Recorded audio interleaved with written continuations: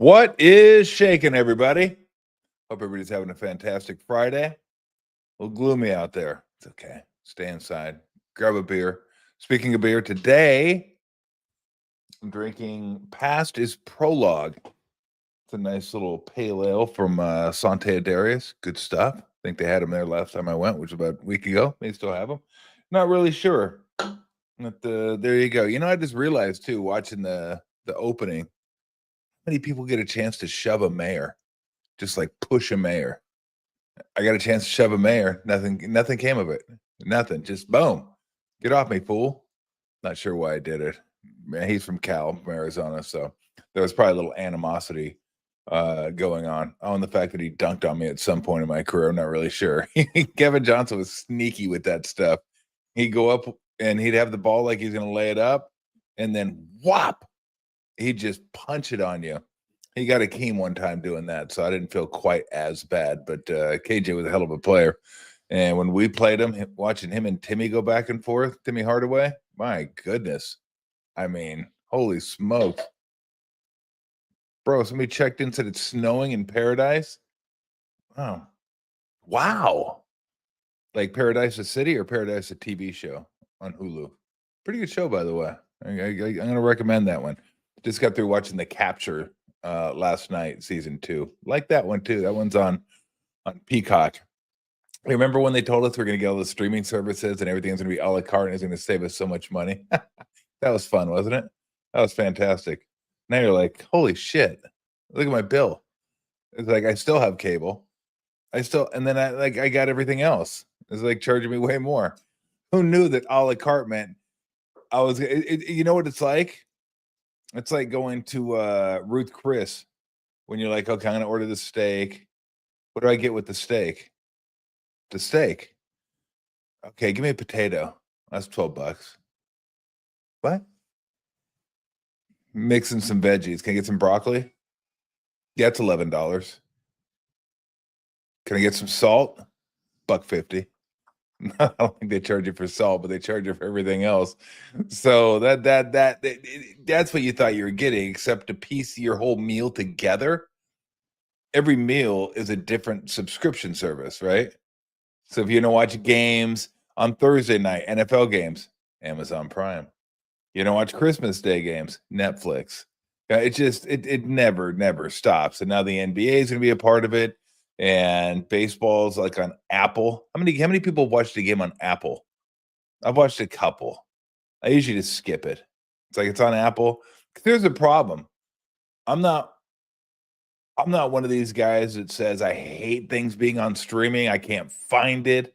Like, I'm not an invalid. They go, I don't handle all these. Look at this remote. Oh, I can't do it. No, I mean, I can do all that stuff.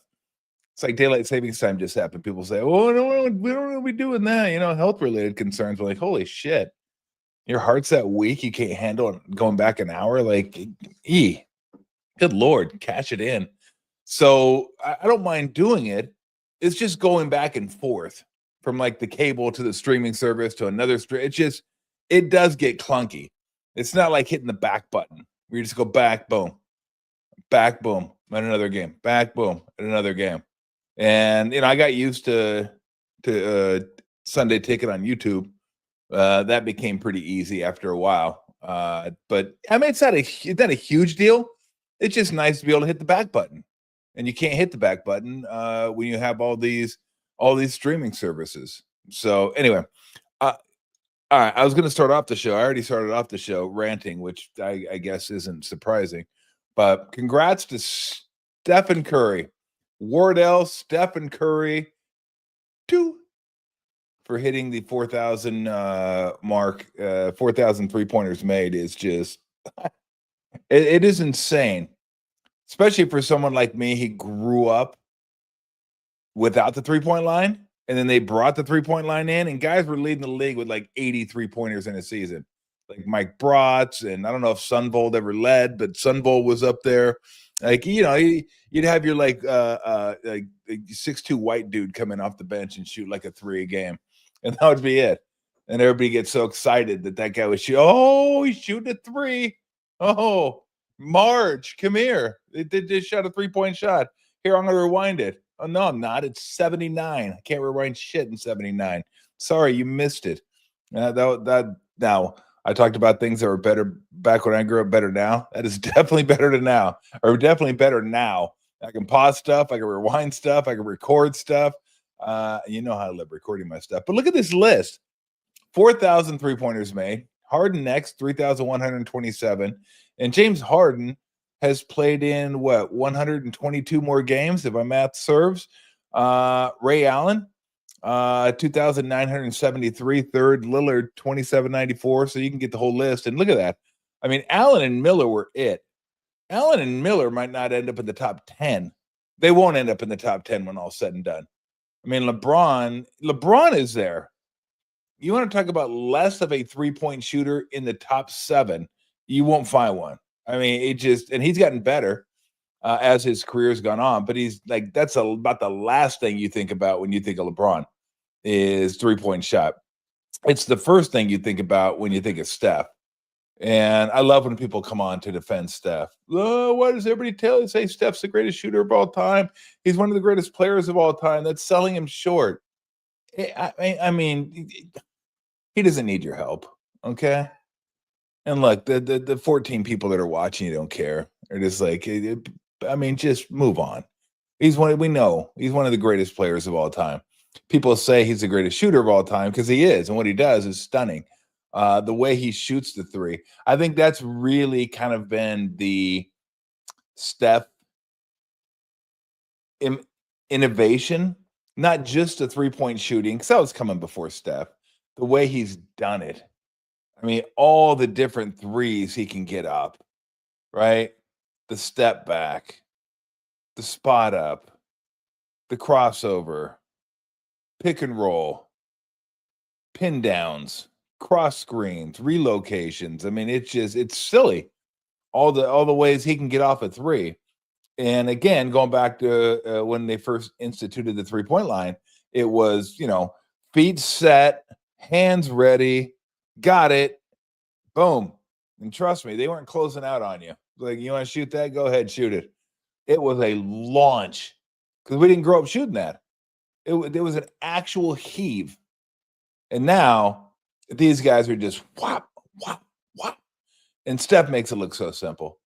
Like, Steph's one of the few guys in the game today that when he shoots it, I just expect it to go in. It doesn't all the time, obviously.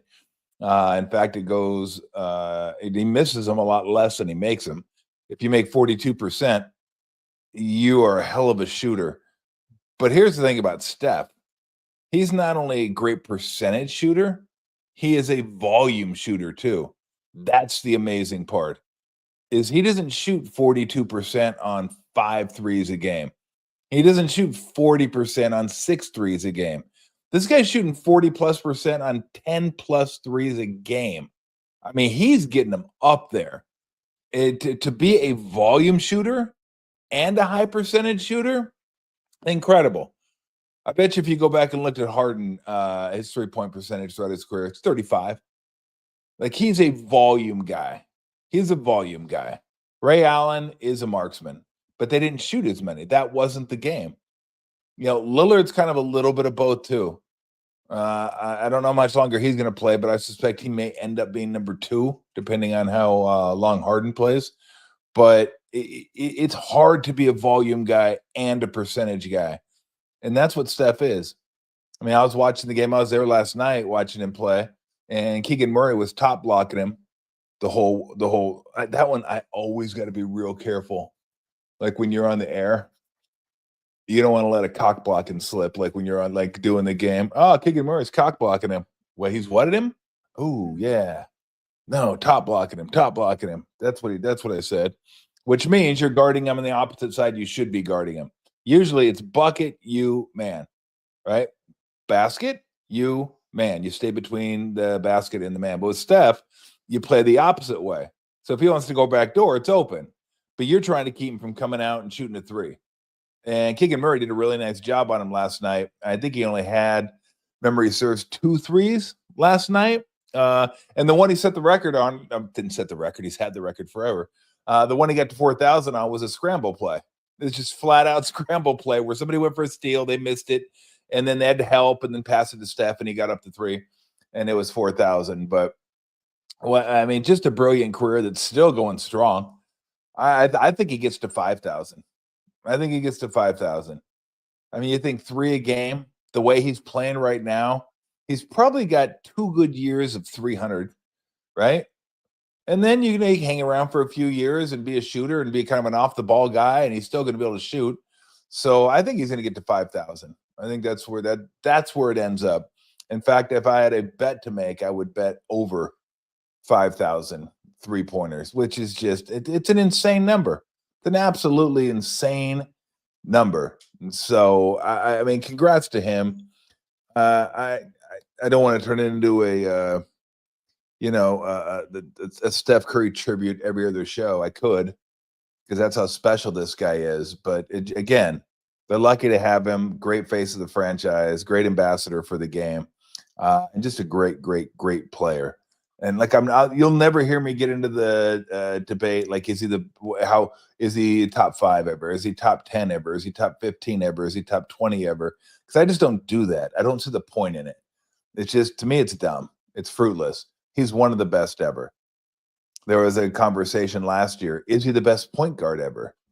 Well, I don't know. I mean, it's him or Magic, and they played in totally different eras. How am I supposed to gauge Steph against Magic? How do you do that? You don't do that. And if I was going to do that, I'd probably give the edge. I'd probably say Magic just slightly, because I think Magic was a top 2 player in the game for the better part of a decade. And I don't know if Steph has had that, but I mean, it is. It's comparing apples to oranges almost, because the game was so different. And they were so different. And they played so different. Let's put it this way. You take one, I'll take the other, and I'll be happy, right? You take Magic, I'll take Steph. You take Steph, I'll take Magic, and we're good. I'll start my team, and boom, I'm off and running. And so that's the way I put it. They're both great. They're both incredible. They're both the best, some of the best players of all time. And I'll just leave it at that. And it's been incredible to get a chance to watch this guy play and converse with him and talk with him. Just an amazing player, an amazing person. And 4,000, he ain't stopping. He is not stopping. Why are you trying to be quiet? Ogden's over here opening a beer oh, click. What are the beer police coming or something? They're going to get you? I never understood the fascination with round numbers. 4,003 is that much better than 3,999? I mean, it sounds better, I guess, but is 500 home runs that much better than 499? 300 wins that much better than 299? One more. Who cares? Not that big a deal. I never had that fascination. I just thought that's a lot. That's a lot, and that's worthy. I wouldn't think differently of a player if he had one more home run. 499 to 500. Oh my gosh, one home run, not that big a deal. But everybody loves their round numbers. Maybe because we love round stuff. Maybe because we love the Fibonacci sequence. I don't know how that fits in. I really don't. All I know is I wanted to get Fibonacci sequence in there somehow today. And I'm not even sure why I wanted to get that in there today, because I was thinking about it today. And it's pretty cool, actually. Go look it up. I won't get into it. It's supposed to happen in nature, too. That I don't get. That I really don't get. Tim Kawakami is going to join us in, what, about 15 minutes? 10 minutes? Okay, 10 minutes. That's going to give me 10 minutes to talk about the Girl Scouts. The Girl Scouts. Those little terrorists. I mean, every time I walk into a store now, you walk into a store, you just want to get a loaf of bread or some soup, and there they are. Excuse me, sir. Cookies? I don't want your cookies. I already got cookies. You're hitting me up again. I trying to go anyway, bank, and not the bank. I haven't seen them at the bank. I'm not gonna lie. I'm not gonna say you're outside the bank. But how many places do you try to go? A coffee shop for sure. Absolutely outside the coffee shop. Now, I didn't say they were dumb terrorists. I mean, they're smart. They're hitting the hot spots. Store in the coffee shop, especially coffee shop, you hit that in the morning, boom, you're gold. Traffic's going to be massive. And people buy these cookies. Well, I buy the cookies because I feel like I don't know. Owe it to him? Like you want to give him the here? Just take 5. Are they 5 anymore? Or are they 6? I don't know what they are. They used to be 5. Like I just, they're Girl Scouts. They're cute. You're watching. You're like, I give you here's 5. Here's 6. Here's 7. It might even be more. Now, Thin Mints are incredible, right? Thin Mints are like crack. I know people eat Thin Mints. They put them in the fridge, in the freezer. I don't. I just keep them out. But I got to have milk with them. If I don't get milk with my Thin Mints, I don't eat Thin Mints. In fact, one time I put the Thin Mints in my mouth, let them dissolve a little bit, went to the fridge, opened it up, no milk, spit the cookies out. I just didn't. I if I can't, like baked goods, I got to have milk. Baked goods, except for pies. Because pies sometimes you don't, there's not that much crust on the pie. So I won't go milk. But cake, don't eat cake a lot. Got to have pie. Cookies, gotta have pie. Gotta have milk. Cake and milk, cookies, milk, gotta have it. So milk, baked goods, other than that.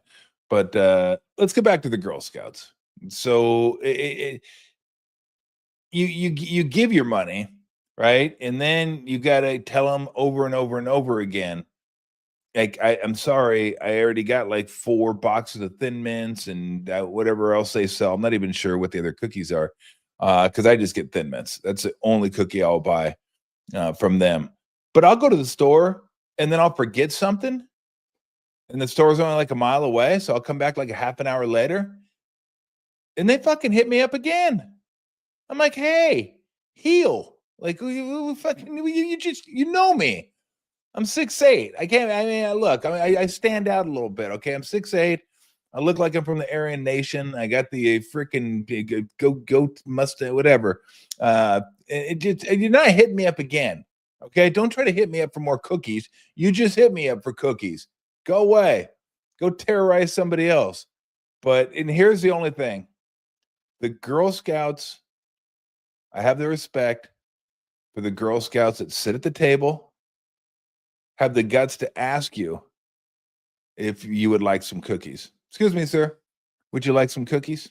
And I'll say, I'll either say yes or say, beat it, kid. I mean, hit the bricks. I want your damn cookies.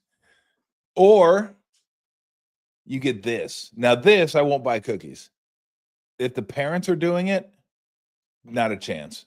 If the parents are asking me, can I interest you in some cookies? I'm like, no, you can't interest me in any cookies, because you're not, the kids aren't even selling them. Look at those little hillbillies running around out here. And like, you're selling the cookies? Make the kids sell the cookies. They're the ones getting the benefit. And if the parents are selling the cookies, that's my advice to you. If you go to if you want to buy the cookies, fine. But if you're on the fence and the parents are trying to sell you the cookies, just say, bite me. Just say, look, I'm not buying cookies from you. Like, if your kids aren't even doing it, right? You're doing the work now. Kids are out screwing around doing what they're doing. So they got to be present. The kids have to be present. They have to be the ones asking. Like, unless they have, if they have some sort of like affliction and they can't talk, then obviously the parents can ask you. Like, if the kids are like trying to say the cookies and they're like going, yeah, then go ahead. Then I think it's okay for the parents to ask if you want to buy cookies. But yeah, I like the cookies. Thin Mints are great. They're just too much. You just eat them and you can't stop. And you go, they got those little sleeves. It's like, whoa, you just crush the whole sleeve while you're there. So, but when is when is cookie season almost over? Got to be almost over, doesn't it? The Girl Scouts? How come the Boy Scouts don't sell anything? Do they even still exist? I have no idea if Boy Scouts exist. I was never a member of Girl Scouts or Boy Scouts when I was growing up. Either not that I could have been a member of Girl Scouts. I think today you technically can. You just identify yourself differently and say, yeah, I'm going to go with the Girl Scouts. Okay, cool. Do your thing. But I was neither a member either or. So I don't really know. I don't remember Boy Scouts ever having a fundraiser. Maybe they share the money and they were like, look, nobody's going to buy Boy Scout cookies, Girl Scout cookies. That's the deal. That just sounds better. And so I was at how to purchase Girl Scout cookies this year. You're just hounded by kids and yet you buy them. Like that's what it says. I can't even read that. Is it digital? What is that? March 16th. So we're getting close. This is it. This Friday is it. So if you can possibly stay away from the stores until Friday, I would suggest doing so. So is it whoa, go back there. Did it say January 13th? Holy cow, that's 2 months. It's a 2-month cookie season. I mean, that seems that seems ridiculous. A 2-month cookie selling season. I don't know, man. That's just that's too much. And you could order them. I guess you can order them online because you can order everything online. Girl Scouts booth in-person cookie sales starting February 6th. So that's still a month and a half. They're out there selling cookies. And about Girl Scouts of Northern California, they have been implicated in terrorist activities. No, I didn't say that, I don't think. But they are. They're little terrorists. We got 3 more days. 3 more days. No, I'm just kidding you, girls. No, whatever. Just give me your damn cookies and leave me alone. They used to come to your door, though. Then at least they don't come to your door anymore, right? Because that's really putting the pressure on you, you know. Excuse me, sir. Would you like to buy some of my Girl Scout cookies? I mean, at that point, you're kind of stuck, too, especially if your wife's standing behind you. Yes. Oh, she's so cute. Oh, look at her. Look at her. Buy cookies. And then you end up buying way more. Who throws cookies away? Because you have so many. You have so many. Don't they have some like stupid, like the macaroon ones or something? Those things are, I hated those ones. They got some peanut butter ones. I think they have lemon. Like lemon weren't bad. Lemon wasn't anything lemon. I'm usually okay with. But man, the pressure the Girl Scouts put on you is just, it's rough. Maybe that's why the girls sell the cookies and the boys don't. Because if a boy came to my door, like a little boy came to my door and said, "Excuse me, sir, would you like to buy some cookies?" I'd go, "Get out of here, you little fucker." Like there's no way I'm saying that to a little girl. There's just no way. But like a little 9-year-old, you little booger eater, yeah, get the fuck off my porch. Absolutely, I don't mind that at all. But girls, I can't do it. I can't do it. I just can't do it. So. Yeah, that's it. But you know what? Our national nightmare is almost over. A couple more days of cookie selling season, and we will be done. We're being joined by a good friend of mine. He writes for The Standard, and the shoes on the other foot. This time, I get to grill Tim Kawakami. What's going on, Tim? Tommy, what's going on, man? Hey, is Rado still in your backyard? Is he still wandering around back there? I was wondering. Hold on a second. You never know. No, he left. Yeah, he left. I'm not sure. We're going to have to get you in the backyard one of these absolutely. days. I can't believe it's too bad. Our schedules didn't quite fit this time, but I'm getting that backyard. I'm getting in there, Tommy. Well, that's okay because, look, you're busy this week. We got a lot to talk about. But also it rained today. The weather sucked. We got to wait till the weather gets better and we can sit back out there. Nice 70 degrees, have a cocktail and enjoy the time instead of shivering. So, but I do appreciate you joining me for a little bit. You got it, Tom. Are you a buyer of Girl Scout cookies? I am an eater of Girl Scout cookies. Okay. I have bought them more than a few times, but mostly people get them and I do eat them. And the Samoas, those are the ones I eat. Absolutely. Really? Yeah. I'm just Thin Mints. That's it. Okay. Well, at all times. But those are the, like I've gotten a few times. Now this has been a few years because for some reason I guess my grocery store doesn't have them out there as much. But when I bought them, it's like they have like limited supply sometimes. Like they don't have all the options, and you just get what they have. But I am a cookie guy. I'm a cookie guy. That's one thing Bob Myers and I are really bonded over. We're cookie guys. I just love cookies, and I got to cut down on it sometimes. So sometimes you can't do it when the Girl Scout cookies are coming around. But I am absolutely a cookie. They cut that down at the Warriors media room. There used to be cookies all the time. Really? Now, all kinds of different stuff at halftime. So there you go, inside stuff. The Girl Scouts run out of cookies like the beach runs out of sand. I've never seen them run out of cookies. Well, sometimes they have and they're like David Copperfield, like, hey, Thin Mints, I got some more. Well, they see you coming, Tommy. That's the thing. They see you coming. They go. They see a mark. I'm definitely a mark. It's very, very, very sad. All right, let's get to that. I want to get real quick. I want to get to Niners and get to Steph Curry, but give me your thoughts on the Niners, because I wasn't all that upset that they were losing some of these players, but you got to bring somebody in at some point to fill these spots, which is why I always tell everybody, look, if you want to panic, but maybe wait until the offseason's over to kind of see how this whole thing fills out. But it is a little, I guess, I'm not alarmed, but I can see where people would be like, hey, the exit door is being used a lot more than the entrance door right now for the 49ers. Yeah, it seems to be accelerated. I think that's the point where I draw the line. Is like, you understood, they were telling us, I had been writing about it, there was going to be a financial, a little bit of a pressure. Deebo Samuel, part of that. We know all the names, Aaron Banks and Travaris Ward. Yeah, Greenlaw. Greenlaw. When they get to that point, I think Greenlaw was kind of the borderline one. I'll just put me too. Yeah. Okay. The people in the building who understand the locker room are saying that one was one. If you're going to pay up for anybody, you pay it for Drake Greenlaw. I understand why you don't. The injuries and all these things, and they've just gone through these injuries. But a team that's just gone through all these injuries and has all these big contracts, wouldn't you want to have backups ready to go? You can't just draft a guy in the 4th round and go, okay, this guy's going to play 900 snaps. Yeah. That's the part that's confusing people. And again, people in there, not the top people. The top people are not really talking right now, Tommy, not surprisingly. I get it. But, it's like, if you do have Nick Bosa at $34 million a year, and you're going to sign Brock Purdy for 50 or whatever it's going to be, and I still think they're going to, and you have all these other, Christian McCaffrey, Trent Williams, like these are players that are still on the team. They're still there. That part I understand. These are good players. They're paying them a lot of money. Wouldn't you want to have backups that you could count on after you just went through one of the historic waves of injuries any team's going to have? You do need backups. Like, you do need these guys who give you the snaps. They're not the great players.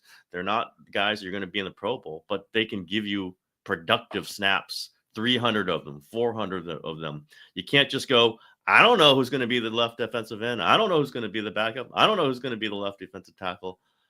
In football, I know coaches and I know personnel people. This is not how they normally plan it, Tommy.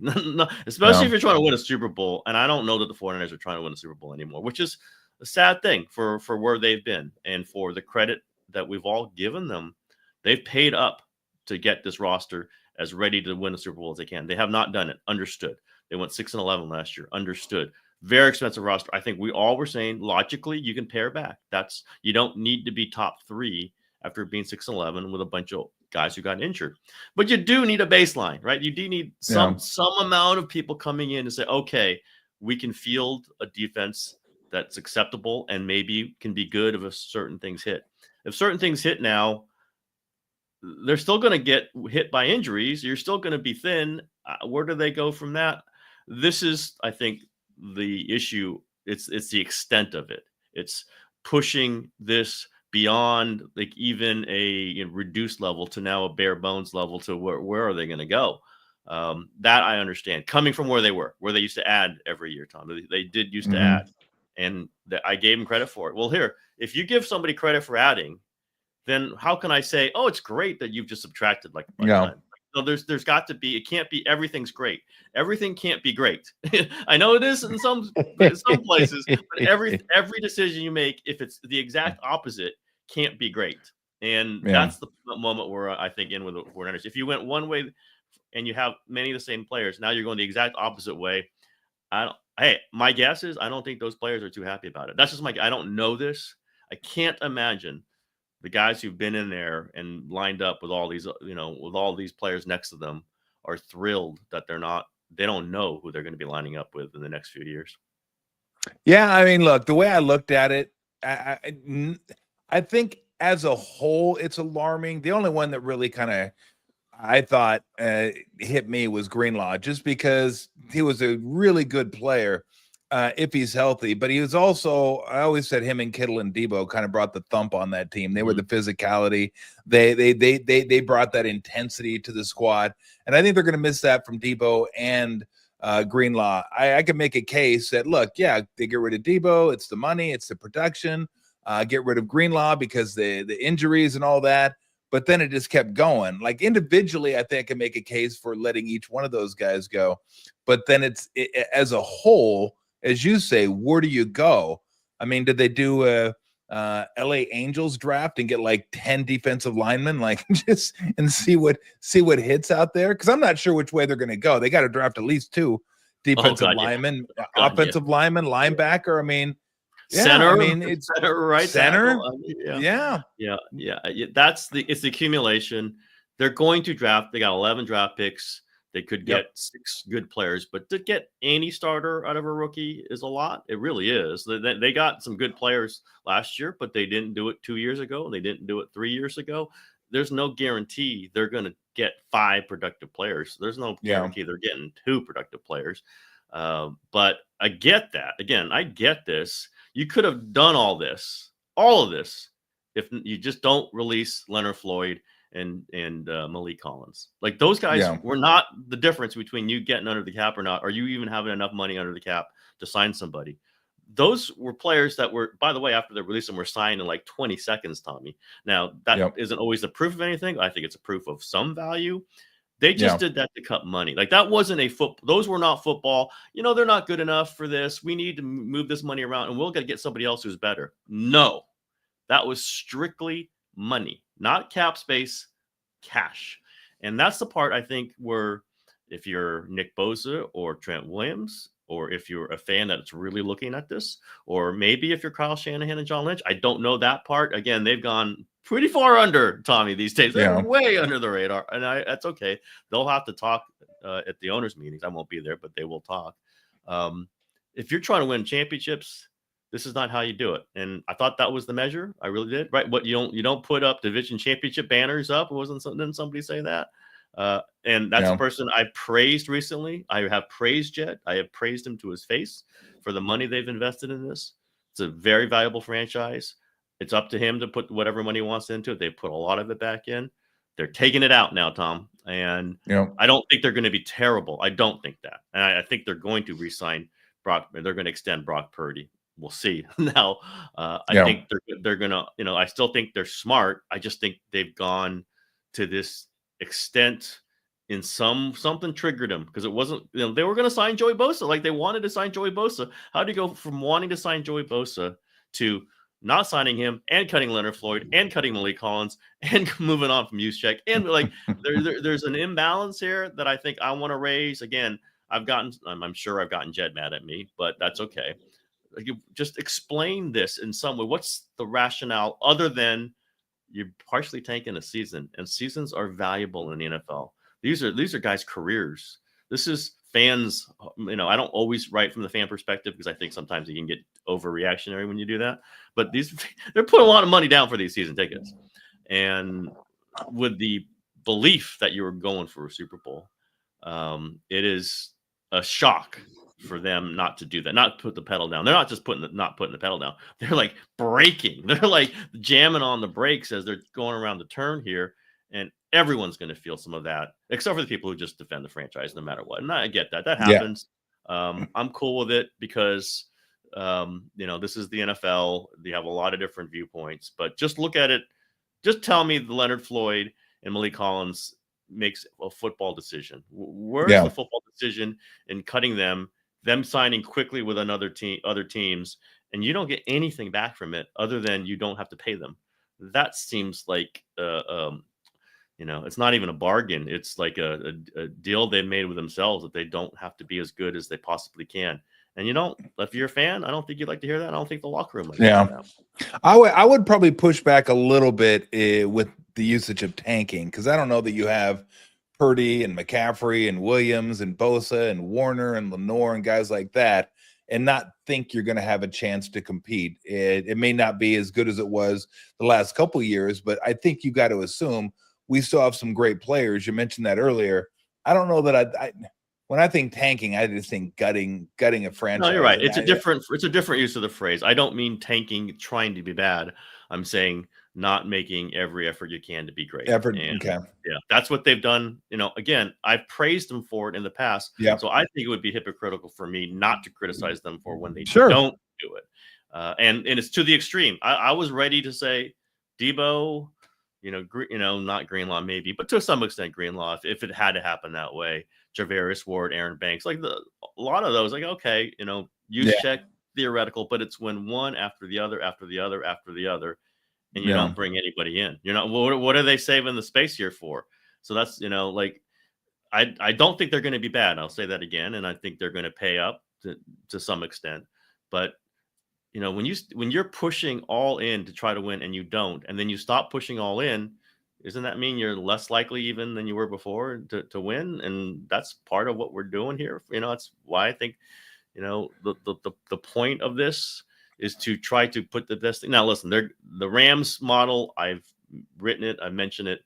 Yes, I think that's what they're going to do. They're retooling on the fly, and you draft great and you hit some other things and you can still be good. That Rams have done it.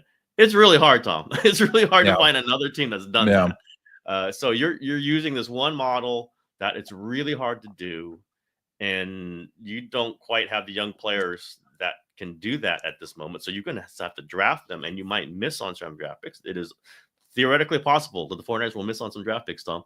And then where are you? Where you're trying to be the Rams, and you end up being something worse.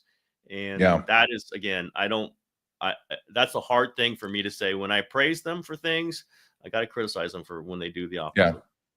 No, absolutely. We're talking to Tim Kawakami at the Standard. Nice enough to join us. Is having Brock Purdy play out the last year of his contract a tenable situation? I don't think it is, although I now think it might happen. I don't know. I just think, what kind of signal are you sending to him? Like, we like you, but not enough to actually pay you. It would be really hard line, man. I mean, it's hard to think of a time that's really worked out great for a team. Lamar Jackson, I guess, but I think it would be rough. Now, is it possible? I think it is possible. I just don't, because they can franchise tag him again, and it just isn't the signal I think you want to send to a quarterback. 25 years old, who's got a long career ahead of him, if you really believe in him. Now, if they don't really believe in him, if they're not sure that, I think he and Kyle Shanahan kind of go together. If you don't if you're not quite sure about Kyle Shanahan, and I'm not saying that they aren't, but I'm saying there are signals that they don't think they're going to win this year. So what does that say about the Kyle Shanahan regime? I think that becomes an interesting conversation. If Purdy does not sign an extension, if we hear the 49ers have lowballed him, which I think you have to say is a slight chance given what's happened recently, then we're going to have to raise those issues. Does this mean they don't believe in Kyle Shanahan? Okay, it's their right, but once you start messing around with the quarterback, you mess around with the foundational stuff with the entire franchise, is what I think. And maybe they're ready to do that. I don't think so. I think they're going to sign Purdy. Everything I've heard is they're going to sign Purdy, but everything I heard was they were not going to do this. Again, I'd heard that they were going to do some of this financial stress was happening, but I didn't think all of it was. And again, I don't think people in the building were expecting all of this. Not everybody. I mean, I'm sure there were people clued in on this, but I don't think everybody was braced for all this. So then that puts Purdy on, we'll see. We'll see. What if Purdy says, I don't know if I want to be a part of this? Again, I don't think that's his personality, but wait a minute here. Like, and what if there's more? What if there's more subtractions? Like, there's a chance there's more subtractions. Why? Once you start going, you kind of get the mood for it. It feels like they're just in the mood to subtract. Hey, they can fool us all, Tom, and have some incredible amount of moves coming up. Boom, boom, boom, boom. Ha ha! Yep. Look at this. Look at what we've done. They're smart. Domino. Yeah. All of a sudden, you get Jimmy Butler involved in that. I don't know if I want to play Jimmy and Dominoes though. Jimmy versus Parag and Dominoes. That might be a good one. But I see a Netflix special. Yeah, if that happens, I will praise them. I guarantee you I'll praise them. I do not sense that's happening though. Yeah. Let me ask you this, because I know you follow odds like I do, Mhm. Vegas odds, and this is after these are always fluid. So this is after free agency, and I found this kind of interesting. I was looking at the NFC odds to win the Super Bowl, and you had the Green Bay. I'll just pick out some of the ones that I think are probably the top ones. Green Bay Packers 22-1, Detroit Lions 9-1. The Rams were 22-1. I'm assuming Philly is going to be Philly 6.5-1. The Niners, and this is after free agency, 18-1. I think they're third in the NFC to win the championship. I think behind Philly and Detroit, unless I'm missing somebody. What are the Commanders? Washington, They're Washington 16-1. They got them by a smidge. I found that kind of interesting from where they were, and we have to go from where they were, right? They used to be last year. They were favorites to win the Super Bowl. Yeah, they were even ahead of the Chiefs. They were favorites to win the Super Bowl. What do you make of that a little bit? And look, Vegas isn't always right. They could be way off on this one, but to me, that sounds about right. Like they're still kind of in the mix somewhere, but they're not where they used to be, which is top dogs in the NFC. They're probably like fourth in the NFC right now. That sounds about right. How do you see it? Yeah, they still got good players. I mean, I keep saying that people think I'm killing them. I think they're terrible. No, I don't think they're terrible. I think they got good players, and I think they got a good coaching staff. So, and they could hit the draft. They could, draft somebody great at 11 and on down the line. But I also think they're a public team, 100% public. They're so much of a no doubt more and more a public team. They are the Cowboys in a lot of ways, especially because Vegas is close to the Bay Area. You got a lot of Bay Area people going there putting money down. The Cowboys are relentlessly overhyped, over odds. There's just the 49ers are in that, and it's getting more that way every day. It's just an immense fan base and when you have an immense fan base, they put bets down on their favorite team to win the Super Bowl. It's okay. But also, I think it's good to put in perspective. It's not like these other teams are loaded, although I would watch for the Commanders. I would watch for them. And the Lions, we'll see. They're obviously immensely talented team. They're adding. There's a team that's adding. So, team that was better than the 49ers last year and is adding. The Vikings were better than the 49ers last year and they're adding. That would scare me, but I get the odds. I understand it. Just again, hey, we react to all the numbers. I see the numbers for my stories when I write about the 49ers. Yeah. It's crazy. Like, this is a massively interested fan base that in large part is massively mad at me at sporadic moments, including right now. But that's okay. But many people are, I was said on social media. I mean, 3 people at the Warriors game, because we have to kind of walk up the stands to get to the press box from the elevator. They're like, stop me. And they're not asking me about Kuminga. They're not asking me about Steph. They're asking me, what are the 49ers doing on the defensive line? Like 3 different people. So it's out there. It's just a massive team. So some of this, I think, they're the Cowboys now in some betting circles. Just they're a public team. People like to bet on their favorite teams, and there's a ton of people who love to follow the 49ers. We'll see. And again, I'm not predicting the end of the world. Now, the end of the world might be in a year or 2. We'll see. But I'm just saying, man, just think of it this way. The Lions are trying to get better. The Vikings are trying to get better. The Eagles are trying to get better. And the 49ers have decided to get a little bit worse. That's not a great place to be in after 6-11, after a team that was leading in the Super Bowl in the overtime, not much more than a year ago. But I get it. There's some really good players. They're getting, if they get them healthy, I'll take, Christian McCaffrey, Trent Williams, and Fred Warner, and Brock Purdy, and Brandon Ayuk. But are they going to be all healthy? Who are their backups? And no Debo. It makes me wonder. I would think the Commanders should be significantly better odds than the 49ers, but that's okay. It's Vegas. We'll play it out. Everybody play it out. 49ers are a good playoff team. We know that. They go win 2 playoff games every time they're in it, and they have a dip, and they come back and they win 2 games, and every time they're in the playoffs. So I'm cool. I mean, it's something to keep in mind on. No question, it's something to keep in mind. But I kind of like the Cowboys are always in that number, right? Where are the Cowboys this year? Oh God, I tell you what, if the Cowboys are any better than they because to me the Cowboys should be about 40-1. Yeah. 30, I undersold them. Cowboys are 60. Wow. So 60 to 1. that's a public team that people are not so public about anymore. So maybe the 49ers just replace the Cowboys as the public team. Not That's okay. fans at all. I mean, and the I was Rams a little were, surprised. I thought the Rams would be it. No, the Rams are yeah, 22 to 1. yeah. I think that's incorrect. I think that's incorrect. The Rams are way better than the 49ers last year.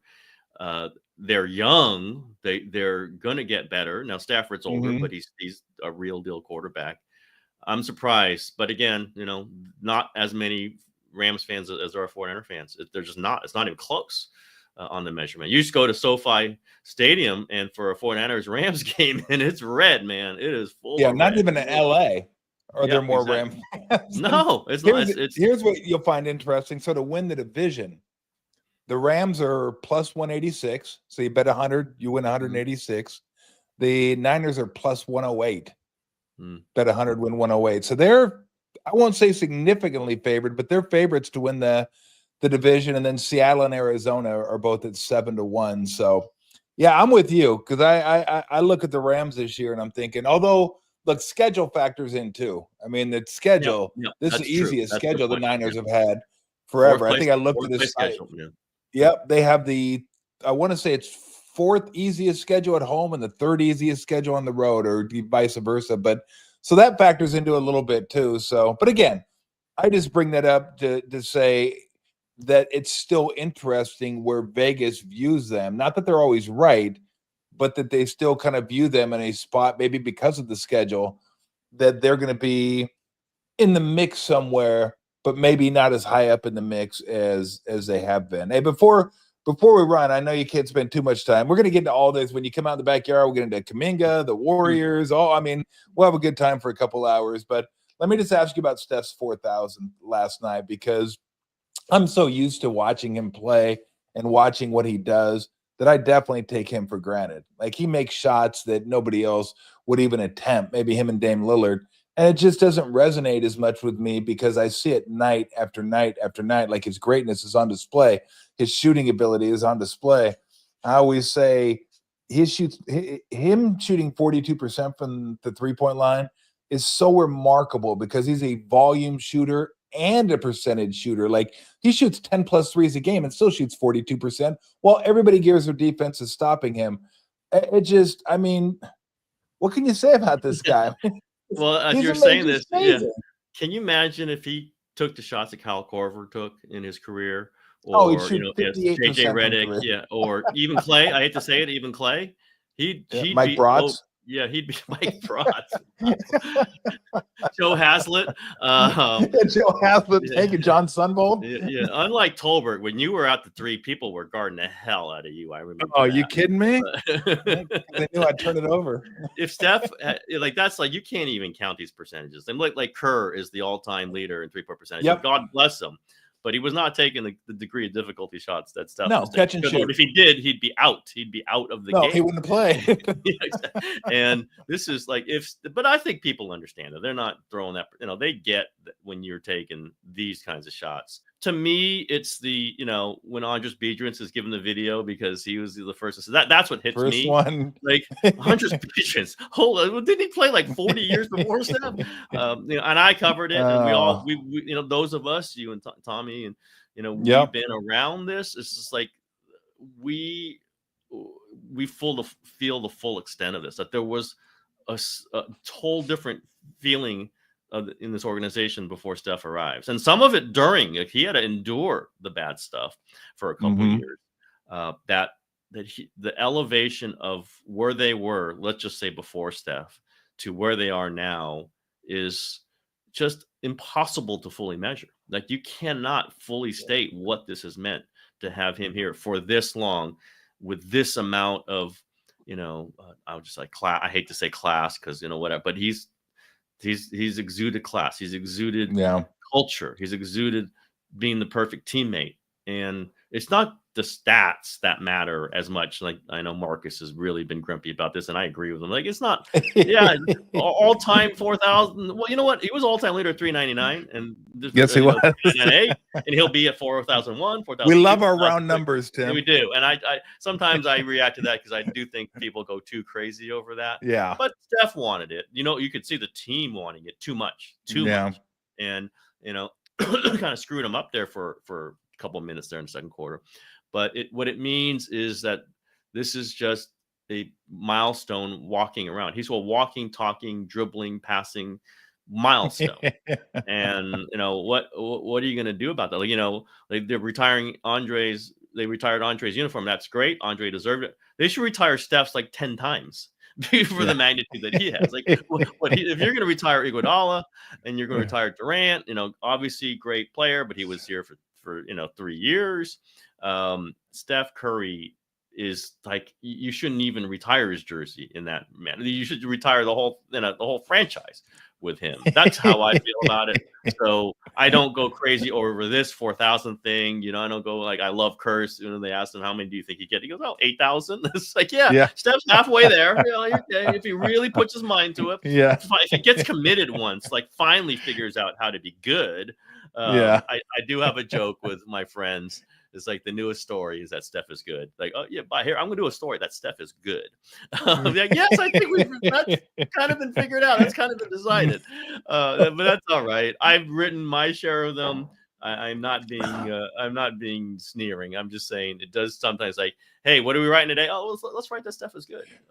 Exactly. No, that's why I gloss over some of the things he does because I've seen it. And I always say this.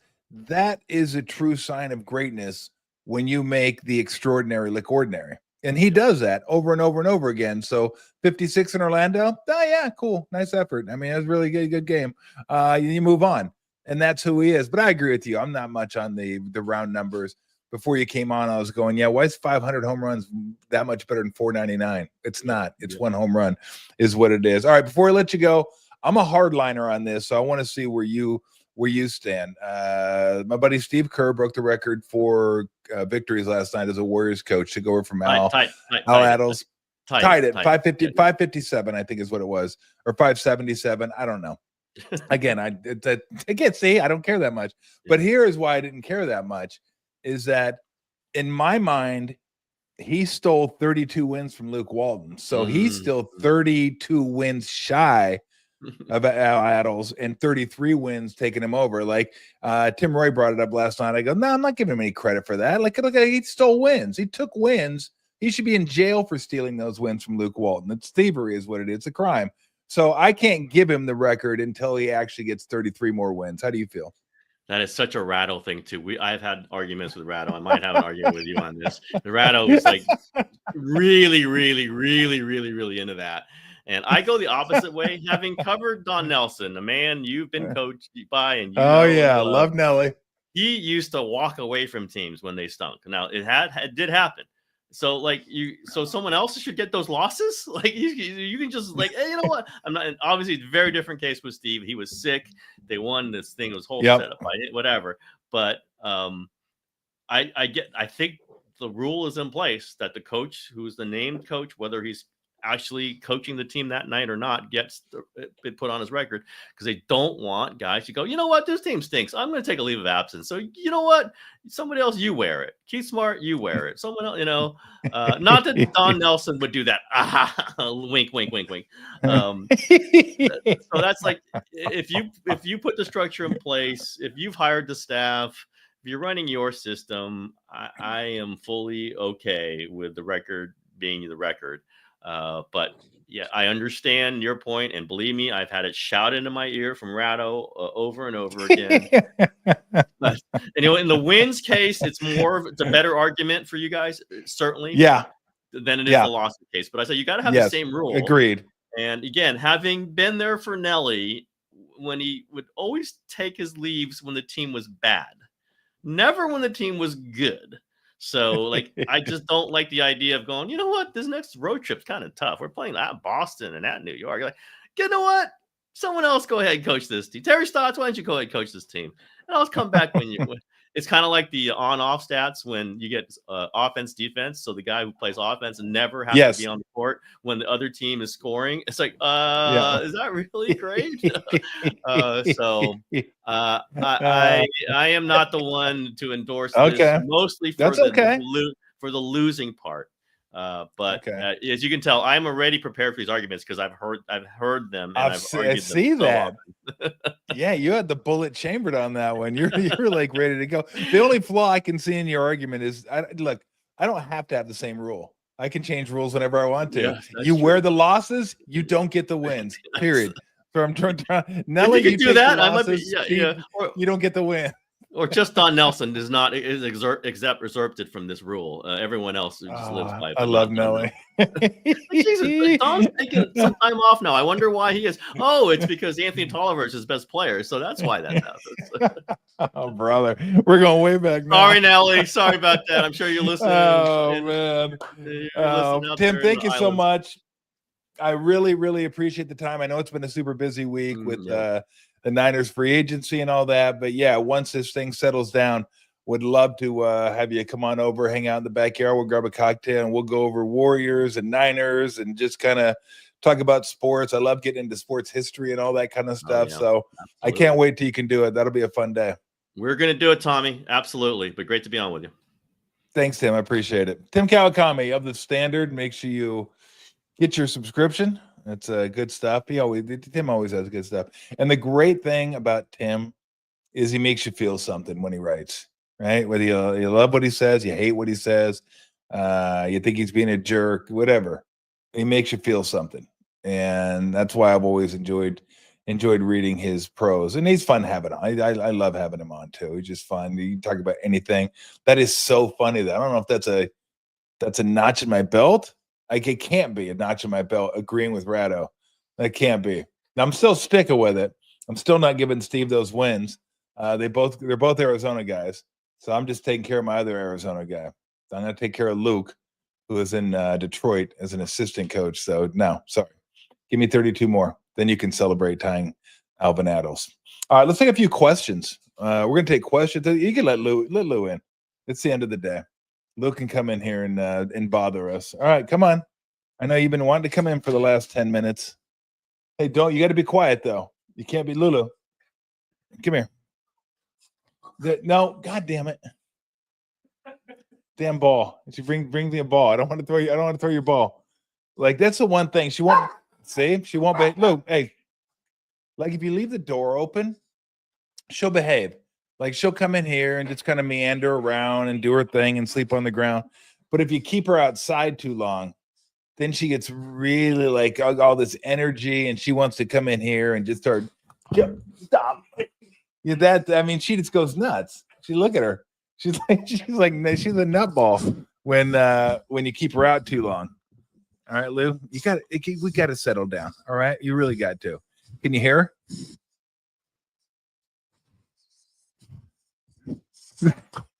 Can you hear? Hey, it's okay. Settle down. Off. I'm going to turn your off button. Never works. Here, breathe into the mic again.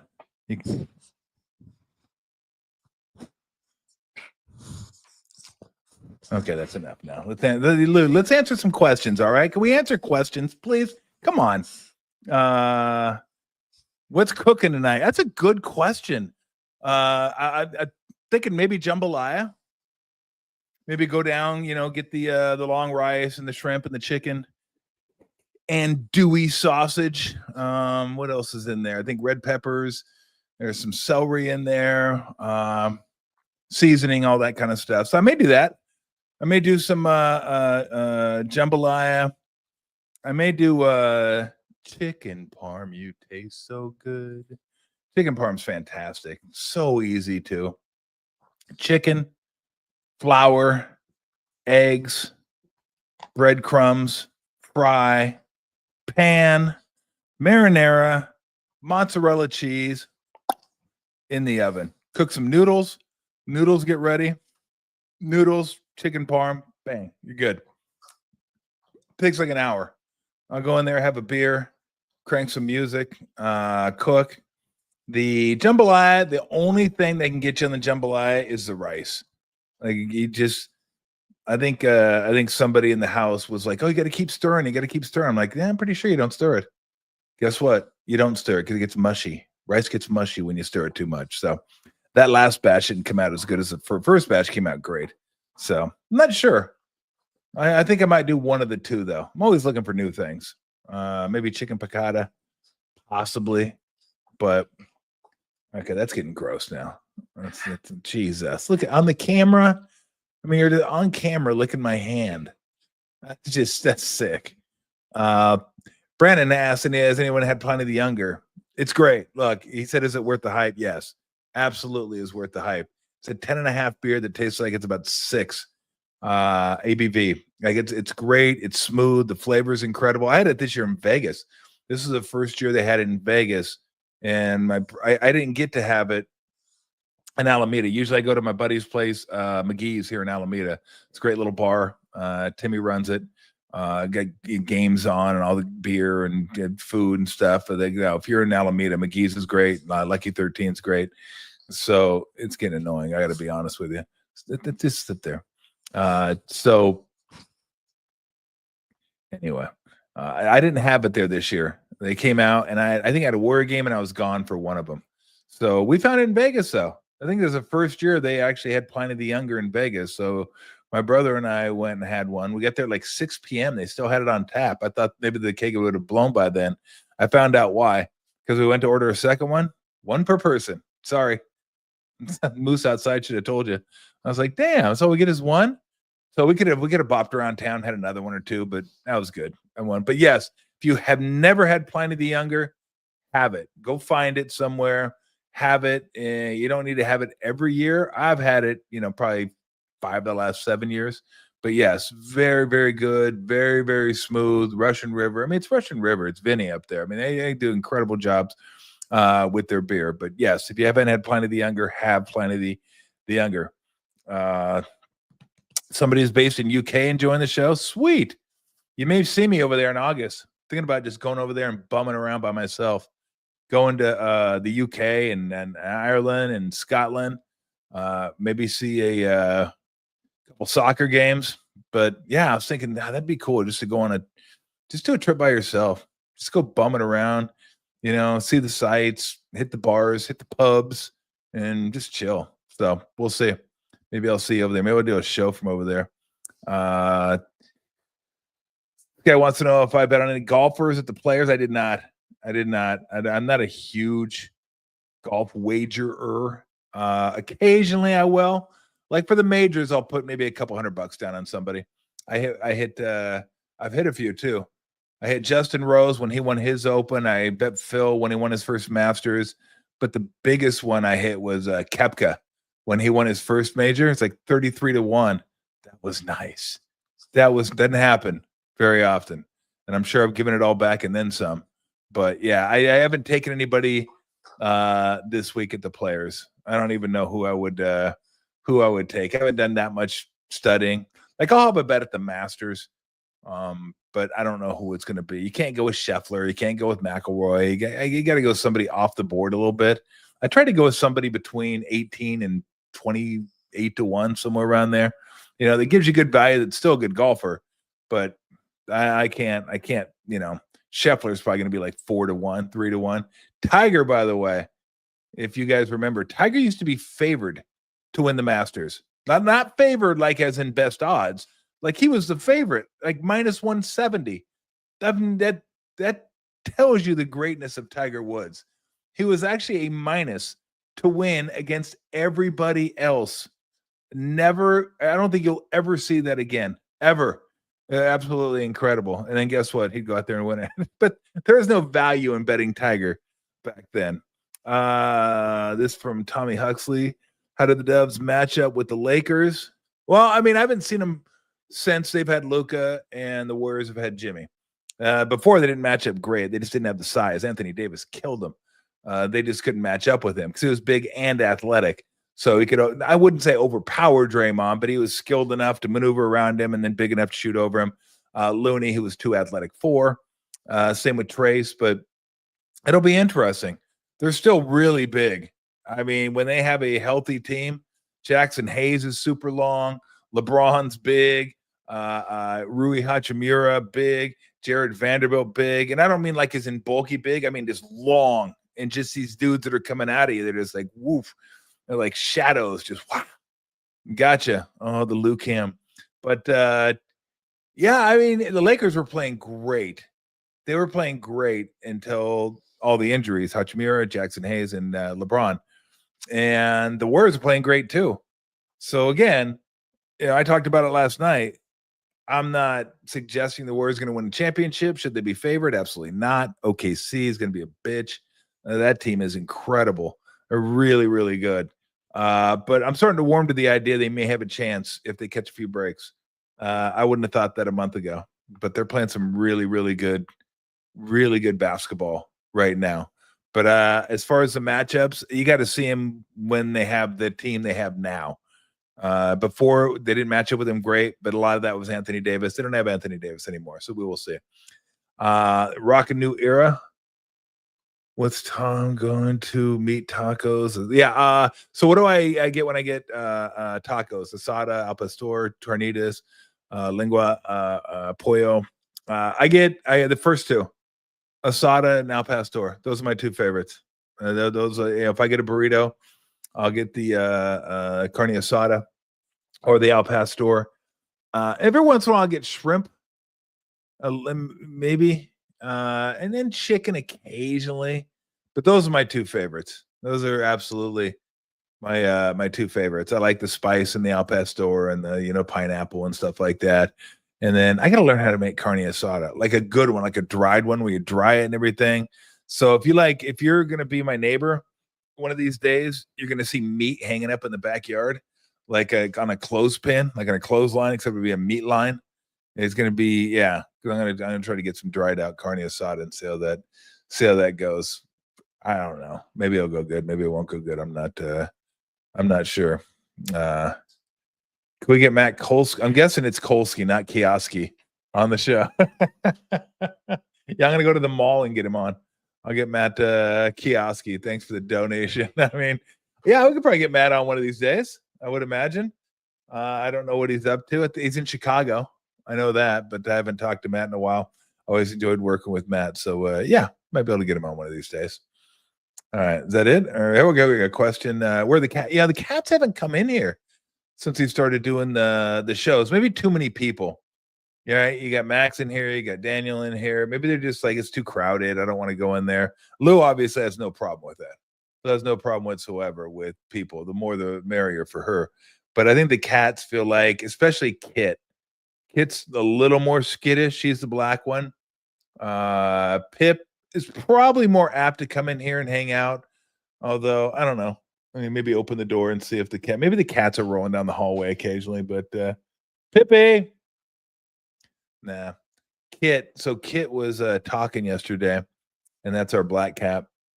And she, and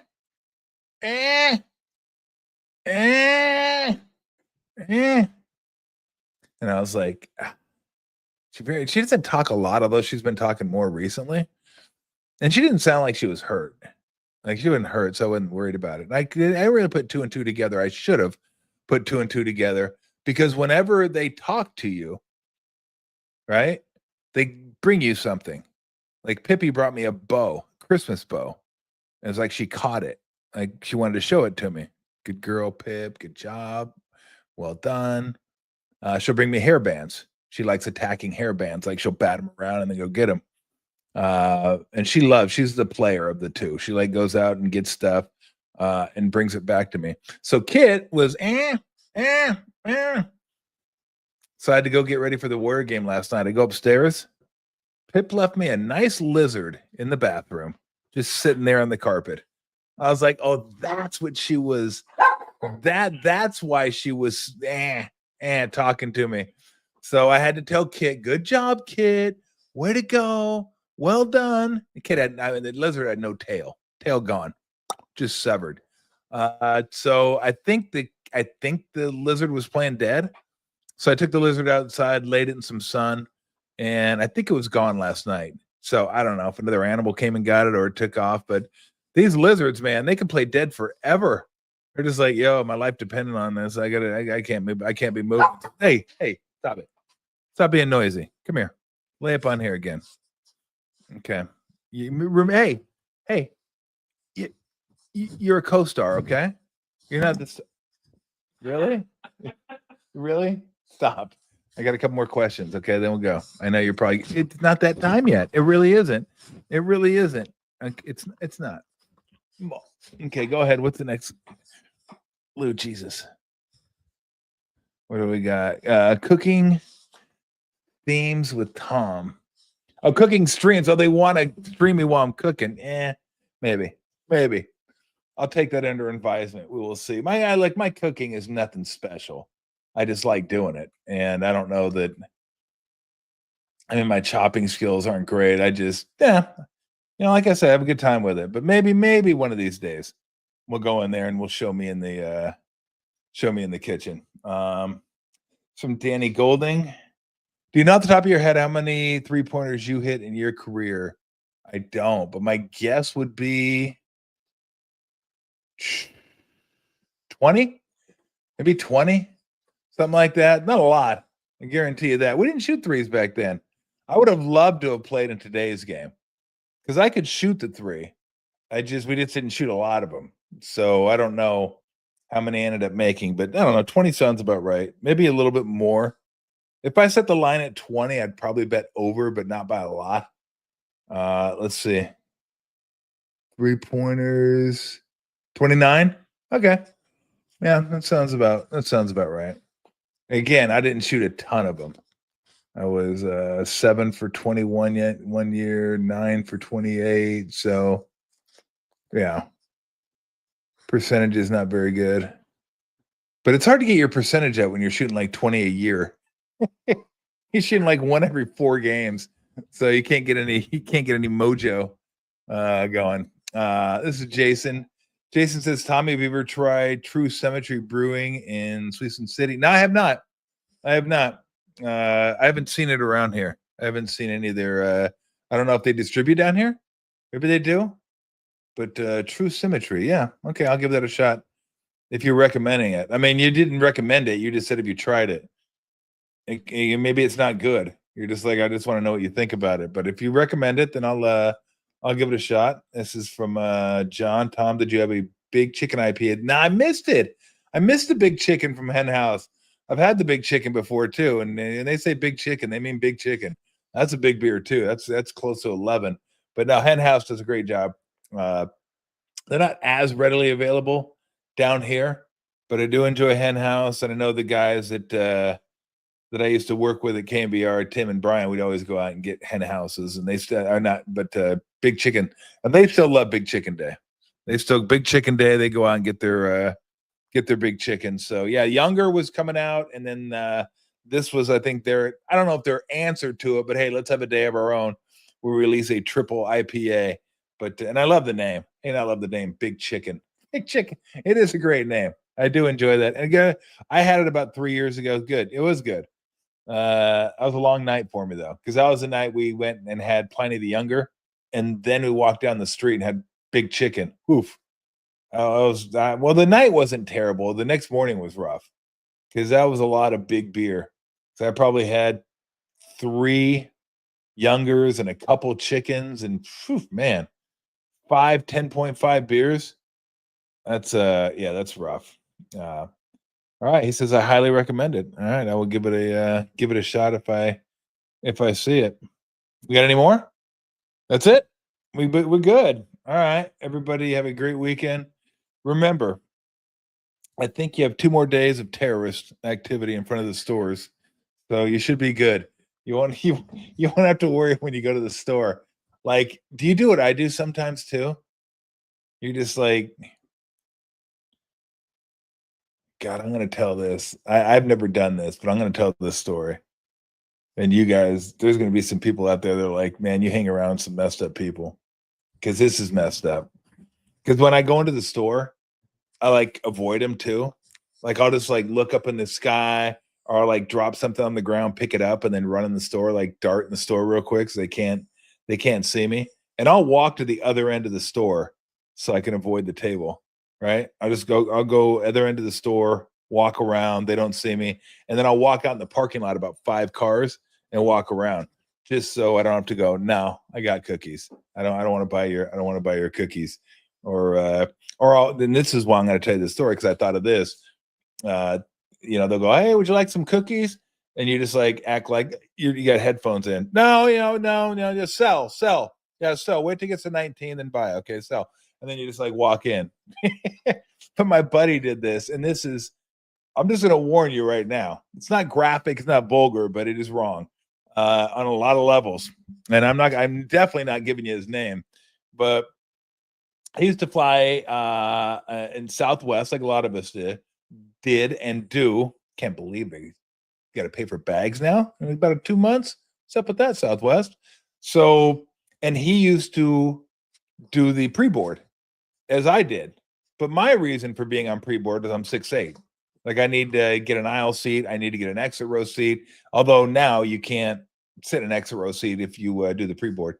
But at least you can aisle seat. So they're like, okay, I go, look, it's hard for me, my knees. I need to have an aisle seat. And that's only if I had like the C boarding group. So my buddy, who's not as tall as me, not even close, maybe 6'1", would board Southwest, and he'd get in the pre-board. And he'd get in the pre-board, Southwest, now boarding pre-boarders, blah, blah, blah, blah. And he'd show him his thing, and he'd just start walking down the aisle. And this is back when you actually had the cardboard, like boarding pass. You had to hand it to him, and he walked down the boarding pass. Oh man! So he'd be a pre-boarder, and he would hand it to him, and nothing wrong with him. Like, he's just walking down the aisle, 6'1", whatever, and they'd call to him, "Excuse me, sir. Excuse me. Excuse me, sir." He just keeps walking. Doesn't pay him any attention whatsoever. Just keeps walking. "Sir, excuse me." Because obviously the guy, why is he getting him? Why is he pre-boarding? He shouldn't be pre-boarding. They're chasing him down the thing. Maybe not chasing him, but fast walking. "Excuse me, sir. Sir. Excuse me, sir. Excuse me." Just keeps walking. Keeps walking. Finally, they get to him. Tap him on the shoulder. "Excuse me, sir." And he would turn around. He'd be like walking, then he'd turn around and he'd look at him and he'd go, "Oh." And I'm like, "Oh no, you did I know. Are you kidding me? You did that." I was so appalled at him. And then I said, "Did it work?" He goes, "Oh, every time, like a charm. It's unbelievable." I was like, "Are you kidding me? You did that." I go, look, I'm not a religious guy, so I'm not saying you're going to hell, but you're going somewhere, because that is just like, that is wrong. That is so, it is so wrong on so many levels. And then I told him, I go, "Look, I don't know, maybe I'm going too, because it's pretty funny. So maybe I'm going to hell with you." There's a possibility of that as well. But when I heard that story, I was like, wow. The balls you got to have pull that one off.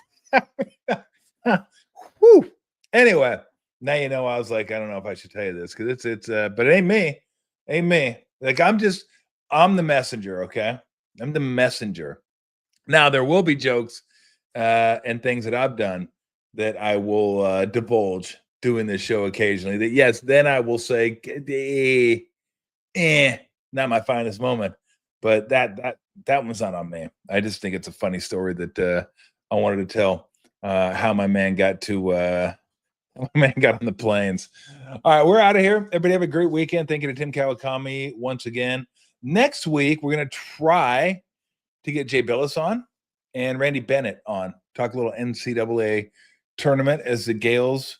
Well, the Gales better be going to the tournament. There's no way they're getting left out of this. So we will talk to the head coach of the Gales, find out what the draw is, what region they're going to, and all that. And then Jay Billis will help us break it all down. So we'll do that, and we'll get you ready for the tournament. I think we're going to try to do shows next week, Monday, Tuesday, Wednesday, because I don't want to work Thursday. I want to watch the games. I tell people, like, the reason I'm doing this is I love sports and I love talking about sports and I love watching the tourney. So why would I do the show during the tourney? Because I'm going to be and taking away my enjoyment. This is why I do it, to watch watch big sporting events.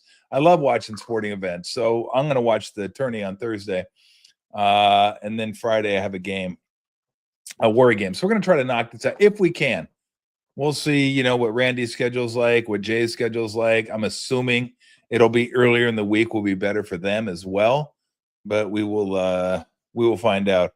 And then once the weather gets good, we're going to try to do as many outside things as we can. You can let us know if you enjoy those. I do. Now, don't let us know if you enjoy them because I don't care if you enjoy them. I'm going to keep doing them. I like doing them. I like being outside, and I mean, it's just Steve Young outside, Ray Ratto outside, Bill Martin outside, like that. I'm hoping to continue doing that, but there's going to be guests that obviously are out of state, out of the area. It's going to be impossible to do that. So anyway, like, subscribe, you know the deal. I'll hit you once with it, and then we're done. And I mean, I'm having a good time. I mean, I really enjoy doing this.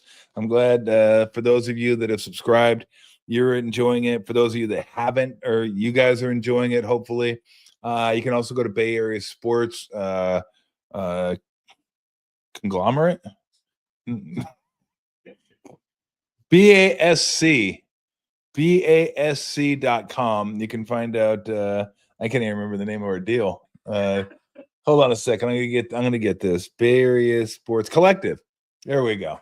I like conglomerate. And conglomerate just sounds like you might be evil, right? Like an evil conglomerate. That actually sounds kind of cool. But it's Bay Area Sports Collective. Paulie Mack, Tony Ryan, John Lund, myself, Max, and Daniel. So well done again today, boys. Thank you, Max. Thank you, Daniel. It's been a good time. We'll be back at you next week. Everybody enjoy the games. We'll find out the tourney, and maybe we'll go over that a little bit. I haven't followed enough college hoops to know like who should be seated where. That's why I'm having Jay Billis on. I've watched a little bit, but maybe we'll go over some of the seedings and stuff like that. You know what I wanted to do? I don't know if I can pull this one off. You know how everybody does their goofy brackets, like cereal. Instead of the NCAA tournament, you have like cereal brackets, and then you move, on down the line. Car manufacturer brackets or whatever. I don't know if they've done that. Mexican food item brackets, burrito, by the way. But you do this. I wanted to do, and I don't know if there's enough of them to do a full 16. It might have to be like NIT 32. I wanted to do serial killers, like a serial killer bracket. Although I don't know if you can beat the 1 seeds. I mean, the 1 seeds are tough to get by. Okay, Dahmer ain't losing to a 16 in the first round. It ain't happening. I mean, he's making stew out of that dude. They just ain't no. So I don't even know if I'm going to do that because the top 4 are just going to be dominant. They're going to be like UCLA back in the day. You're not beating them. Just go ahead and put them in the finals. That's just not going to happen. So, but maybe we'll see if I can come up with something funny enough to, and if I can come up with, although it gets a little dark, I got to be honest with you. Like it's dark on a Friday evening if I'm looking up serial killers to put in a bracket. I don't know. Is this guy a 7 or an 8? I don't know. Just I'm gonna make him a 7. I mean, look, he got twins. That's got to count for something. So let's give him a 7. Like I don't know if I want to be doing that. That might be a little much, even for me. And I like dark humor. I love dark humor. But that one, I'm not sure on a Friday night. Hey, honey, what you doing? I'm just seeding the serial killers. I'm not really sure. I mean, where do you put this guy? We got 9 confirmed, but it could be up to 40. Used a box cutter. That's going to count for something. So I don't know. Does he deserve home court? I don't know. Well, maybe. What about BTK? Got to be a solid 2, doesn't he? Just for the name. I mean, bind, torture, kill. I mean, that's got to be a 2. He got to be a 2. Guy's incredible. So, anyway, I don't know if I'll break that one out. Maybe I will. I've been wanting to do it for like 20 years, but I don't know if I can. This is the format to do it, though. Like radio, I was like, I'm not going to be able to pull this off on radio. Joe Smo says Jack the Ripper. Yeah, Jack. I mean, I don't know how high Jack is going to be, but he'll be on there. Absolutely. And the tough one is Manson too, right? He didn't even kill anybody, but he made people kill people. So like, what do you do with him? Not sure. We'll see. We'll see if I can figure something out that makes it light and entertaining. If a serial killer bracket can be light and entertaining. So man, whew, I got my work cut out for me this weekend, possibly. All right, we're gonna get out of here. Solid show. Always fun having Tim Kawakami on. A couple more days of cookies. Go get them. Don't get them. Avoid them if you want to. Maybe you buy your cookies. I don't know. But have a great weekend. Enjoy, and we'll be back at you next week. See ya.